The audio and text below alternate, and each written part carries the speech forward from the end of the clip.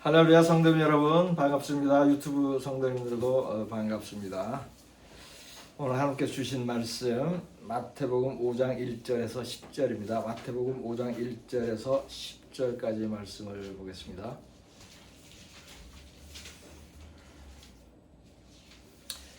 제가 봉독하겠습니다. 예수께서 무리를 보시고 산에 올라가 앉으시니 제자들이 나아온지라 입을 열어 가르쳐 이르시되 심령이 가난한 자는 복이 있나니 천국이 그들의 것이며 애통하는 자는 복이 있나니 그들이 위로를 받을 것이며 온유한 자는 복이 있나니 그들이 땅을 기업으로 받을 것이며 의에 줄이고 목마른 자는 복이 있나니 그들이 배부를 것이며 긍휼히 여기는 자는 복이 있나니 그들이 긍휼히 여김을 받을 것이며 마음이 청결한 자는 복이 있나니 그들이 하나님을 볼 것이며 화평하게 하는 자는 복이 있나니 그들이 하나님의 아들이라 일컬음을 받을 것이며 의를 위하여 박해를 받은 자는 복이 있나니 천국이 그들의 것임이라. 아멘. 성경은 크게 두 가지 경우에 대해 말씀합니다. 하나는 복을 받는 경우이고 다른 하나는 저주를 받는 경우입니다. 다르게 말하면 하나는 천국을 가는 경우이고 다른 하나는 지옥을 가는 경우입니다. 또 다르게 말하면 하나는 마음의 평강을 누리며 사는 경우이고 다른 하나는 근심하며 삶을 사는 경우입니다. 성경은 인간들이 저주 대신 복을 받고 지옥 대신에 천국을 가고 근심 대신에 마음의 평강을 누리라고 말씀합니다. 그리고 그것은 인간이 선택할 수 있다고 말씀합니다. 복과 저주는 인간이 스스로 선택하는 것입니다. 그러므로 성경에는 하나님이 인간의 몸과 영혼을 지옥으로 보낸다는 표현이 있지만 실제로는 인간 스스로 지옥을 선택하여 가는 것입니다. 인격적인 하나님이 지옥을 선택한 사람을 천국으로 보내지 않습니다. 마찬가지로 천국을 선택한 사람을 지옥으로 보내지도 않습니다. 복을 선택한 사람에게 결코 저주를 내리지 않습니다. 담배를 피우면 구원받지 못하는지에 대한 질문을 받는 적이 있습니다. 그 질문에 저는 이렇게 대답합니다. 담배 피우는 사람은 연기를 좋아하므로 하나님이 배려해서 연기가 있는 지옥으로 보낸다고 답을 합니다. 이 말은 농담 같지만 성경적인 면이 있습니다. 연기를 선택하면 연기 있는 곳으로 갑니다. 신명기 30장 19절과 11장 26절에서 28절까지를 보겠습니다. 내가 오늘 하늘과 땅을 불러 너에게 증거를 삼노라. 내가 생명과 사망과 복과 저주를 내 앞에 두었은즉 너와 내 자손이 살기 위하여 생명을 선택하고. 아멘. 내가 오늘 복과 저주를 너희 앞에 두나니 너희가 만일 내가 오늘 너희에게 명하는 너희의 하나님 여호와의 명령을 들으면 복이 될 것이요 너희가 만일 내가 오늘 너희에게 명령하는 도에서 돌이켜 떠나 너희의 하나님 여호와의 명령을 듣지 아니하고 본래 알지 못하던 다른 신들을 따르면 저주를 받으리라. 아멘. 이 두 구절은 둘 중에 하나를 선택할 수 있다고 말씀합니다. 하나는 생명과 복이고 다른 하나는 사망과 저주입니다. 이 구절을 읽으면 모든 사람이 당연히 생명과 복을 택할 것이라고 생각할 것입니다. 그러나 고대의 이스라엘 백성들은 생명과 복을 선택하지 않았습니다. 사망과 저주를 선택하였습니다. 이러한 교훈을 성경에서 배운 현대의 크리스천들도 생명과 복을 선택하지 않습니다. 사망과 저주를 선택하고 있습니다. 성경 말씀대로 행하지 않습니다. 하나님의 계명을 지키지 않습니다. 거룩하지 않습니다. 세상의 풍조를 따르고 죄를 짓습니다. 이렇게 하는 것이 사망으로 들어가는 것이고 저주를 붙잡는 것입니다. 크리스천들은 성경에서 이스라엘 백성이 저주받는 모습을 보면서 어리석다고 판단할 것입니다. 동일한 죄를 반복하며 벌을 받는 모습을 볼 때에 그것이 이해가 잘 되지 않았을 것입니다. 그러나 자신이 저주받은 이스라엘 백성과 다르지 않다는 것은 깨닫지 못합니다. 믿는 자들이 천국을 들어가지 못하는 이유는 천국을 선택하지 않았기 때문입니다. 복과 저주가 앞에 있는데 저주를 택하였기 때문이에요. 성경이 천국을 선택하라고 말씀하여도 듣지 않습니다. 천국으로 들어가는 길을 보여주어도 보지 않습니다. 귀가 있어도 듣지 못하고 눈이 있어도 보지 못하는 것입니다. 믿는 사람들이 이렇게 어리석지 않아야 합니다. 천국을 구하여도 들어가지 못하는 자가 되지 않아야 합니다. 주여 주여 하면서도 구원받지 못하는 사람이 되지 않아야 합니다. 믿는 자들은 이 땅에서도 천국을 살고 죽은 후에도 천국에서 살아야 합니다. 이것이 인간이 받을 수 있는 가장 큰 복입니다. 성경은 이러한 복을 받는 지혜를 말씀하고 있습니다. 성경은 복에 대하여 많은 말씀을 하지만 그 중에서도 복을 받는 방법에 대하여 가장 상세히 설명하는 부분이 있습니다. 그것은 예수님의 설교입니다. 조금 전에 읽은 본문 말씀입니다.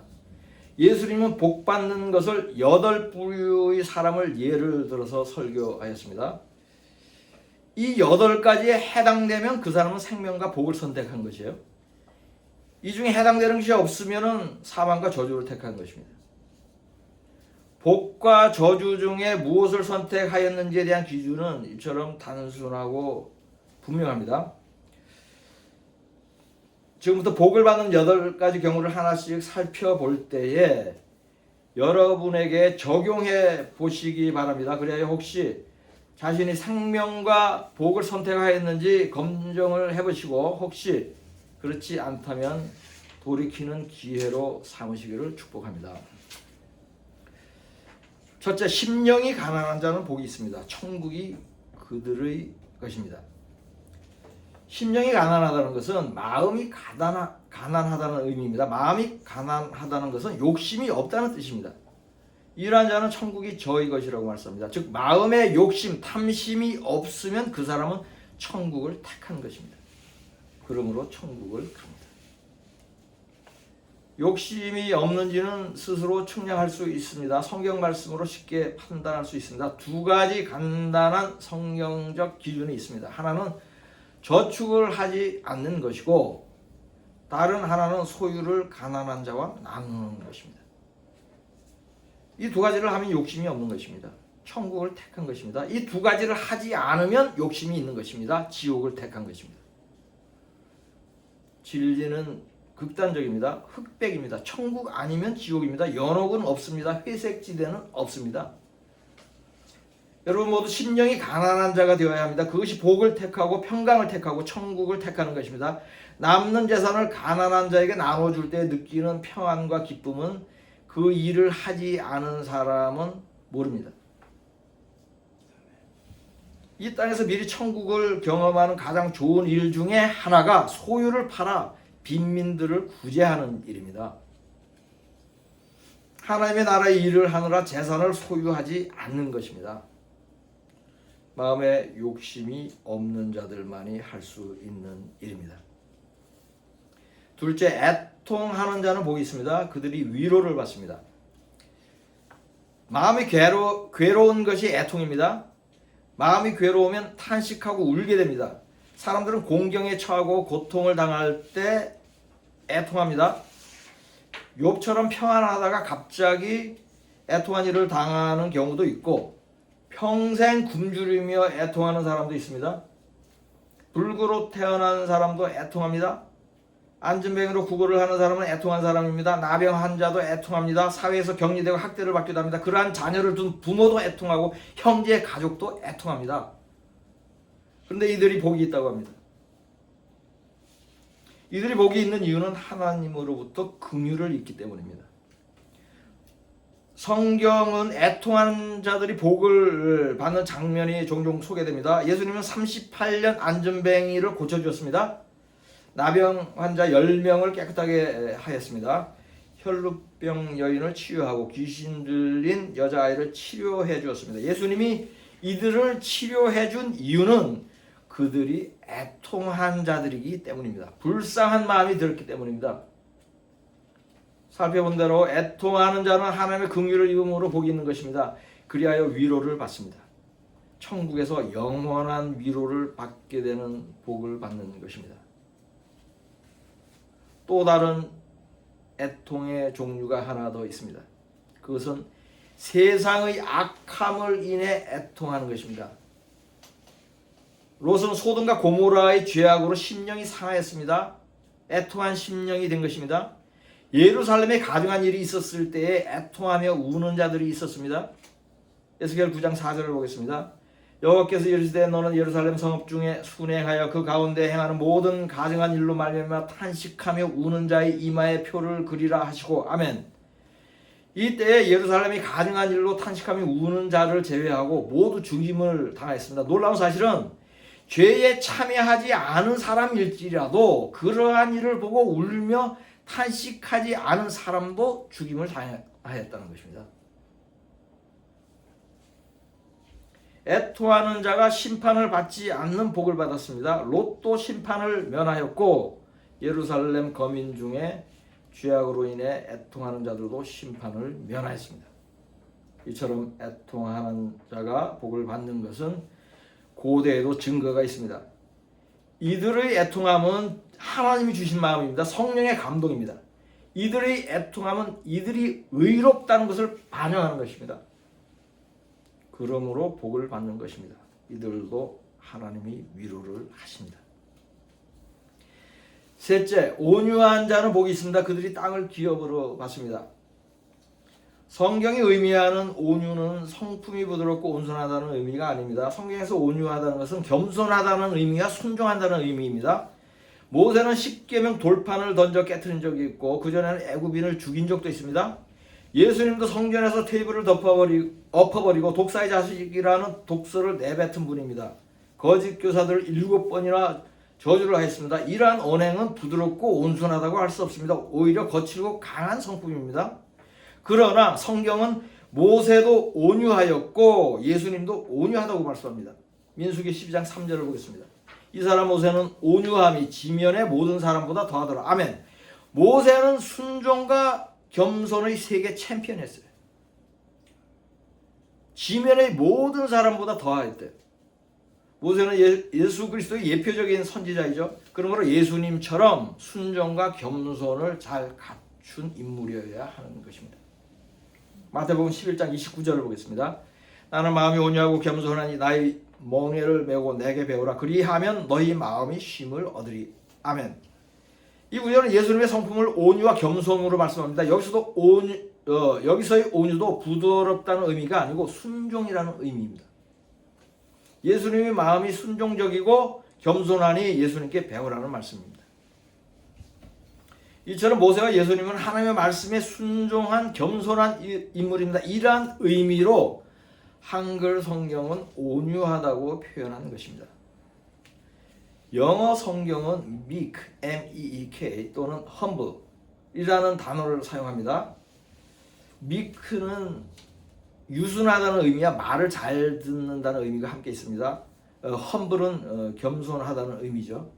영어 성경을 보면 이처럼 이해가 더 잘 될 때가 있습니다. 온유한 자, 즉 순종하고 겸손한 자는 복이 있습니다. 그리하여 땅을 기업으로 받습니다. 여기서 땅을 기업으로 받는다는 것은 부동산을 의미하는 것이 아닙니다. 땅 부자가 된다는 뜻이 아니에요. 하나님의 유업을 받는다는 것이에요. 천국을 상속받는다는 의미입니다. 넷째, 의에 줄이고 목마른 자는 복이 있습니다. 그들이 배부를 것입니다. 의에 줄이고 목마른 자는 의로운 일을 간절히 하고 싶어하는 사람입니다. 이러한 자는 배부르게 되는 복을 받습니다. 여기서 배부른 것은 육체의 배가 부르게 되고 부유하게 된다는 의미가 아닙니다. 의에 대하여 배부르게 된다는 의미입니다. 의로움에 대한 갈망이 있는 사람은 결국 의로운 일을 하게 되고 의로운 일을 행함으로써 복을 받게 된다는 뜻입니다. 의로운 일을 하려면 의로운 일이 무엇인지 알아야 합니다. 세상이 말하는 의로움과 성경이 말하는 의로움에는 상당한 차이가 있습니다. 성경은 크게 6부류의 사람들을 의롭다고 인정합니다. 2주 전에 자세히 설명한 내용입니다. 오늘은 핵심만 말씀하겠습니다. 첫째, 회개한 자. 둘째, 예수를 믿고 복음을 전하는 자. 셋째, 정직하게 행하는 자. 넷째, 큰 믿음이 있는 자. 다섯째, 말씀대로 행하는 자. 여섯째, 계명을 지키는 자. 다시 핵심 단어로 정리를 하면 회개, 전도, 정직, 믿음, 행함, 계명입니다. 이 단어들을 종합하면 의로운 자를 정의할 수 있습니다. 의로운 자는 회개하여 예수를 믿고 복음을 전하는 자로서 마음이 정직하고 믿음으로 하나님의 말씀에 순종하며 계명을 지키는 사람입니다. 이러한 일에 줄이고 목마른 자는 결국 이러한 일을 하게 되므로, 즉 의로운 자가 되므로 구원의 복을 받는 것입니다. 다섯째, 긍휼히 여기는 자는 복이 있습니다. 그들이 긍휼히 여김을 받을 것입니다. 사랑과 긍휼한 마음이 하나님의 인간에 대한 가장 중심에 있는 마음입니다. 그리하여 죄인들이 구원받는 것입니다. 그러므로 하나님은 인간들에게도 서로 사랑과 긍휼을 베풀라고 가르치죠. 다른 사람을 불쌍히 여기는 사람은 하나님도 불쌍히 여기고, 다른 사람을 용서할 때 하나님도 그 사람을 용서합니다. 그러므로 주기도문에서 우리가 우리의 죄를 사하여 준 것 같이 우리의 죄를 사하여 달라고 기도하는 것입니다. 성경에는 큰 빚을 탕감받아 감옥 갈 것을 용서받은 사람이 자신에게 적은 빚을 진 것을 탕감해 주지 않고 옥에 가둔 사람이 있었습니다. 이 자는 자신이 용서받은 것처럼 남도 용서해 주라는 말씀을 지키지 않았다가 결국 감옥에 갔습니다. 다른 사람에게 긍휼을 베푸지 않는 사람은 하나님으로부터 긍휼을 입지 못합니다. 대문 앞의 거지 나사로에게 긍휼을 베푸지 않은 부자는 죽어서 지옥을 갔습니다. 애통하게 살던 거지 나사로는 긍휼을 입어 죽어서 천국을 갔습니다. 누가복음 16장 22절 23절을 보겠습니다. 이에 그 거지가 죽어 천사들에게 받들려 아브라함의 품에 들어가고, 부자도 죽어 장사되매 그가 음부에서 고통 중에 눈을 들어 멀리 아브라함과 그의 품에 있는 나사로를 보고. 아멘. 믿는 자들은 크게 두 부류의 사람들에게 긍휼한 마음을 가져야 합니다. 하나는 예수를 믿지 않아 지옥으로 향하는 사람들이고, 다른 하나는 너무 가난하여서 이 땅에서 지옥처럼 사는 사람들입니다. 이들을 긍휼히 여긴다는 것은 마음으로 불쌍히 여기는 것이 아닙니다.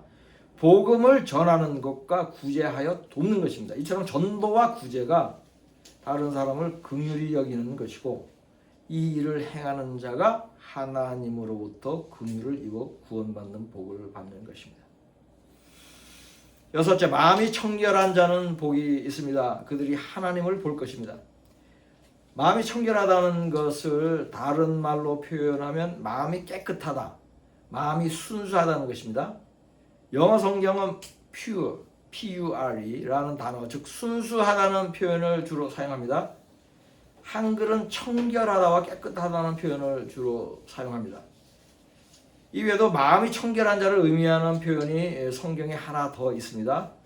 그것은 마음에 간사함이 없다는 것입니다. 간사함이 없다는 것은 예수님이 나다나엘을 칭찬할 때 사용한 말씀입니다. 요한복음 1장 47절을 보겠습니다. 예수께서 나다나엘이 자기에게 오는 것을 보시고 그를 가리켜 이르시되, 보라, 이는 참으로 이스라엘 사람이라 그 속에 간사한 것이 없도다. 아멘. 이 말씀은 성경에서 예수님이 제자를 가장 크게 칭찬한 말씀이면서 동시에 거의 유일한 칭찬입니다. 그런데 그 칭찬의 핵심이 마음에 간사한 것이 없는 것입니다. 이것을 보건대 마음에 간사함이 없는 것, 마음이 청결한 것이 매우 중요한 덕목인 것을 알 수 있습니다. 또한 이 말씀은 다른 제자들은 물론 대부분의 사람들이 마음이 그리 청결하지 않다는 것을 암시합니다. 즉 마음이 청결한 자가 드물지만 그러한 사람이 되면 복이 있다는 것이며, 그 복은 하나님을 보는 것입니다. 일곱째, 화평하게 하는 자는 복이 있습니다. 그들이 하나님의 아들이라 일컬음을 받을 것입니다. 두 부류의 사람들이 있습니다. 하나는 화목하게 하는 사람입니다. 다른 하나는 분란을 일으키고 다투는 사람들입니다. 다투는 사람은 화목하게 하지 못합니다. 세상은 다투는 일로 가득 차 있습니다. 화목하게 하는 일은 별로 없습니다. 국회는 여야가 다투고 기업은 노사 간에 다툽니다. 가정은 부부가 다툽니다. 부모 자식 간에도 다툽니다. 다투는 일은 1시간 만에 일어나고 다시 화해하는 데는 수개월이 걸립니다. 국가 간에 다투는 것은 더욱 치열합니다. 살상과 파괴를 가져옵니다. 전쟁은 순식간에 발생하지만 휴전할 때까지는 수년이 걸립니다.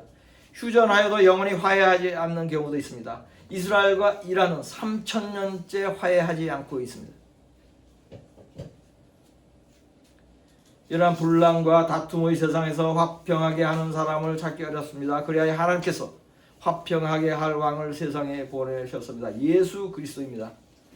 그리스도를 평강의 왕이라고 부르는 이유가 이것입니다. 예수님은 부활하신 후 가장 먼저 말씀하신 것도 평강입니다. 평강을 물었습니다. 아무하고도 다투지 않고 다투는 자들을 말리고 분쟁하는 자들을 중재하는 사람이 복을 받습니다. 화평하게 하는 자는 복이 있습니다. 그 복은 하나님의 아들이라고 일컬음을 받는 복입니다. 8째, 의를 위하여 박해를 받은 자는 복이 있습니다. 천국이 그들의 것입니다. 마태복음 5장 10절에서 12절까지를 보겠습니다. 의를 위하여 박해를 받은 자는 복이 있나니 천국이 그들의 것임이라. 나로 말미암아 너희를 욕하고 박해하고 거짓으로 너희를 거슬러 모든 악한 말을 할 때에는 너희에게 복이 있나니 기뻐하고 즐거워하라. 하늘에서 너희의 상이 큼이라.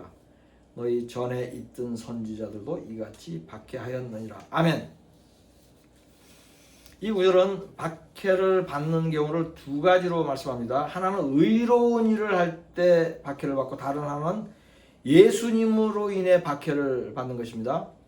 예수님 때문에 박해를 받는다는 것은 예수를 믿는 일과 예수의 복음을 전하는 일로 박해를 받는 것입니다. 이러한 박해를 받는 자는 복이 있습니다. 이러한 복을 받기 위하여는 전제가 있죠. 그것은 의로운 일을 하고 예수의 복음을 전해야 하는 것입니다. 이러한 일을 할 때 박해를 받으면 복이 있기 때문입니다. 그 복은 천국을 갖게 되는 복입니다. 하늘에서 큰 상을 받는 복입니다. 이상으로 주님이 말씀하신 8가지 복에 대하여 살펴보았습니다. 주님이 가르친 8가지 받는 복은 한마디로 구원받는 복입니다. 구원받는 복을, 구원받는다는 것을 여러 가지 다른 의미로, 다른 언어로 표현을 한 것입니다. 그 중에서도 천국이 그의 것이라는 표현이 2번 나옵니다. 그것은 첫 번째 언급한 심령이 가난한 자와 마지막으로 언급한 의를 위하여 박해를 받는 자입니다. 이들은 천국을 간다는 직접적인 표현으로 복을 받는다고 합니다. 이를 보건대 아마도 이 두 부류의 사람들이 가장 큰 복을 받는 사람들이고, 이들이 행하는 일이 복을 받기 위해서 행해야 하는 가장 중요한 일이라는 영감을 받게 됩니다. 이 두 가지 복에 대하여 다시 정리를 하면, 첫째, 욕심을 버리고 저축하지 않고 재물을 가난한 자에게 나눠준다. 둘째, 의로운 일과 예수의 복음을 전하는 일을 열심으로 한다. 다시 정리하면 구제하고 전도하는 일입니다. 이 일을 하는 사람은 천국이 그들의 것이라는 표현을 하였습니다. 즉, 이 일을 하면서 천국을 가지 못할 자가 없다는 것이며, 다르게 말하면 이 일을 하지 않고는 천국을 갈 자가 없다는 것입니다.